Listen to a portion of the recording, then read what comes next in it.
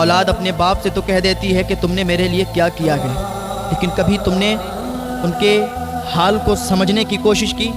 کبھی تم نے ان کی تکلیفوں کو سمجھنے کی کوشش کی؟ ایک شخص، اس کے بیٹے کا آپریشن ہوا، ابھی اس کا بیٹے کی ولادت ہوئی، اس کی بیٹے کی سانسیں رک گئیں، ڈاکٹر نے کہا یہ نہیں بچ پائے گا، لیکن باپ تو باپ ہوتا ہے۔ ماں پیار کرتی ہے، دکھتا ہے، بھائی پیار کرتا ہے، دکھتا ہے، بہن پیار کرتی ہے، دکھتی ہے، لیکن جو باپ پیار کرتا ہے نا، وہ دل میں چھپا چھپا کے بھی پیار کیا کرتا ہے، وہ اپنی اولاد کے سامنے ظاہر نہیں کرتا ہے۔ کسی کا بیٹا باہر پڑھنے کے لیے گیا ہو، واپس جب آتا ہے، ماں پیار کرتی ہے، گلے لگاتی ہے، بہن پیار کرتی ہے، بھائی پیار کرتے ہیں، لیکن باپ دور کھڑا دیکھتا ہے۔ اس کے دل میں چھپا ہوا پیار کبھی محسوس کرنا۔ تو ایک باپ نے اپنے بیٹے کی جان بچانے کے لیے کیا کیا؟ ڈاکٹر نے کہا اس کی سانسیں رکی ہوئی ہیں، کوئی طریقہ نہیں ہے کہ اس کو بچا لیا جائے، لیکن اس کے باپ نے کہا ڈاکٹر صاحب میرے جسم کا ایک ایک قطرہ لے لو، خون کا ذرہ ذرہ لے لو، لیکن میرے بیٹے کی جان بچا دو۔ جب اتنا سنا ڈاکٹر نے کہا ایک ترکیب ہے، ایک طریقہ ہے۔ کہا کیا طریقہ ہے؟ کہا طریقہ یہ ہے آپ کے بیٹے کا بھی آپریشن ہوگا، اس کی سانس کی ایک نلی ہوتی ہے، وہ سانس کی نلی آپ کے جگر کے اندر ڈالی جائے گی، آپ کا آپریشن ہوگا، آپ کے جگر کے اندر ڈالی جائے گی۔ تو اس باپ نے کہا کوئی دقت کوئی پریشانی مجھے نہیں ہے، میرے سینے کو چاک کرو، میرے سینے کو چاک کر کے اس کی سانس کی نلی میرے جگر میں ڈالو، اور میرے اگر خون کا ایک ایک قطرہ بھی بہ جائے، میری جان نکل جائے، نکل جانے دینا، لیکن میرے بیٹے کی جان بچا لینا۔ اللہ اکبر، یہ باپ کی محبت ہوتی ہے۔ ڈاکٹر نے ایسا ہی کیا، اس کے سینے کو چاک کیا اور اس کے بیٹے کی سانسوں کی نلی اس کے جگر کے اندر ڈالی، تو اس کے بیٹے کی جان بچی۔ تو کبھی اپنے باپ کی محبت کو محسوس کیا کرو۔ کبھی یہ بھی سوچا ہے کہ باپ کتنا پیار کرتا ہے؟ اگر باپ ناراض ہوا تو جنت کا دروازہ تک نصیب نہیں ہوگا، جنت کا دروازہ بھی نہیں کھلے گا۔ اگر ماں جنت ہے تو باپ جنت کا دروازہ ہے۔ ماں کی بھی قدر کرو اور باپ کی بھی قدر کرو، جتنے ماں سے پیار کرو اتنے ہی باپ سے پیار کرو۔ ماں باپ کو اپنا دشمن نہ سمجھو۔ جب یہ دنیا سے چلے جاتے ہیں نا تو پھر ریشم کے تکیے پر بھی نیند نہیں آتی ہے۔ ماں باپ سے پیار کرو، ماں باپ کی عزت کرو، ماں باپ کو وہ سکھ دو، وہ چین دو جو انہوں نے بھی نہ سوچا ہو کہ میرا بیٹا مجھے یہ سکھ دے سکتا ہے۔ تو اپنے ماں باپ کو کبھی بھی تکلیف نہ پہنچانا اور کبھی بھی ان کو پریشان مت کرنا۔ تمہارے ماں باپ جب تم پیدا ہوتے ہو تو وہ جینا ہی چھوڑ دیتے ہیں، وہ تمہارے لیے جیتے ہیں، وہ اپنے لیے نہیں جیتے ہیں، پورا دن مزدوری کر کے اور تمہارا پیٹ پالتے ہیں۔ ایک بیٹے نے اپنے باپ کی شکایت حضور صلی اللہ علیہ وسلم سے کی۔ جب حضور صلی اللہ علیہ وسلم سے اس نے اپنے باپ کی شکایت کی تو صحابہ کو حضور نے بھیجا کہ اس کے باپ کو بلا کے لاؤ۔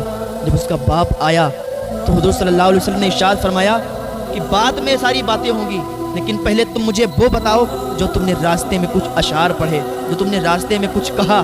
تو حضور صلی اللہ علیہ وسلم سے عرض کرنے لگا یا رسول اللہ، میں نے تو بس اپنے دل میں یہی سوچا تھا اور اپنے دل میں یہی اشعار پڑھے تھے۔ یا رسول اللہ جو یہ میرا بیٹا کھڑا ہے یہ بہت چھوٹا تھا، جب اس کی پیدائش ہوئی تھی تو یا رسول اللہ میں نے اللہ سے بہت دعا کی تھی، بہت دعا مانگی تھی کہ یا اللہ میرے بچے کی زندگی بچا دے، کیونکہ یہ بہت کمزور تھا، یہ مرنے والا تھا۔ پھر یا رسول اللہ صلی اللہ علیہ وسلم میں نے یہ تمنا کی کہ جب میرا بیٹا بڑا ہو جائے گا میں بوڑھا ہو جاؤں گا، یہ جوان ہوگا میں بوڑھا ہو جاؤں گا، میری کمر جھک جائے گی تو یہ مجھے سہارا دے گا۔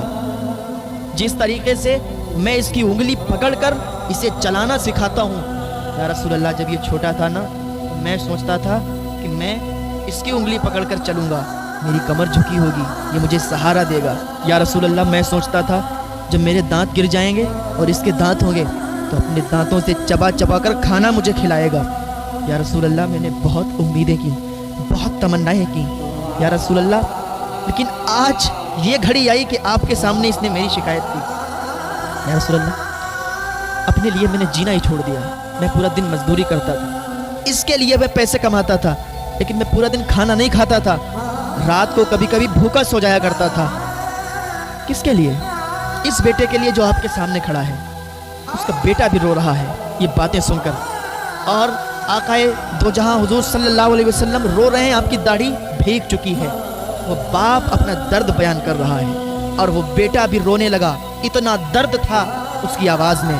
کہ یا رسول اللہ کیا میں نے اس دن کے لیے اسے بڑا کیا تھا کہ آج اپنے باپ کے منہ پہ تماچا مارے اور آپ کے سامنے آگے یا رسول اللہ میری شکایت کرے کہ میں اس کے مال سے کھا لیتا ہوں؟ میں نے ساری زندگی اسی کے لیے کمایا، میں نے ساری زندگی دولت اکٹھا کی اسی کے لیے، آج یہی میرا بیٹا ہم سے کہہ رہا ہے کہ آپ میرے مال سے کھا لیتے ہو؟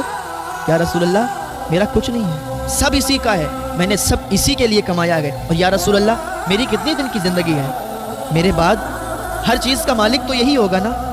حضور صلی اللہ علیہ وسلم اٹھ کے کھڑے ہو گئے اور کہا دیکھتا ہے یہ تیرے باپ ہیں، تیرے پاس جتنا مال ہے جتنی دولت ہے وہ سب تیرے باپ کی ہے، تو مرنے والا تھا، تیرے باپ نے اللہ سے دعائیں کی، تیری ماں نے اللہ سے دعائیں کی، تیری زندگی تجھے ملی، اور انہوں نے تیرے لیے جینا چھوڑا، تیرے لیے مزدوری کی، تیرے لیے محنت کی، راتوں دن ایک کر دیے، آج تو میرے سامنے ان کی شکایت کرتا ہے اور کہتا ہے میرے مال سے کھا لیتے ہیں؟ تو یاد رکھ تیرا کچھ نہیں ہے، جو بھی ہے تیرے باپ کا ہے، اور آج سے چلا جا، جو تیرے باپ کہیں وہ ماننا، جو تیری ماں کہیں وہ ماننا۔